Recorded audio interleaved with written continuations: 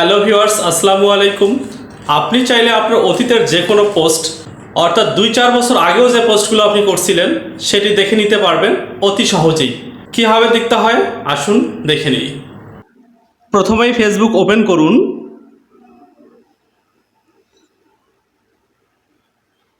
এবার 3 লাইনে একটি ক্লিক করুন।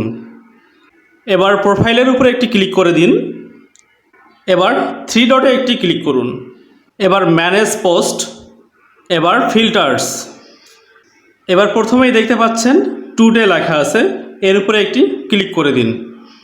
এখান থেকে এবার আপনার পছন্দ মতো ডেট সিলেক্ট করে নিন। আমি যে কোনো একটি ডেট সিলেক্ট করে নিচ্ছি। এবার ওকে করে দিচ্ছি, ডান। দেখুন আমি যে পোস্টগুলো করছিলাম এখানে শো করছে। এভাবে চাইলে আপনিও আপনার পুরনো পোস্টগুলো দেখে নিতে পারবেন মুহূর্তের মধ্যেই।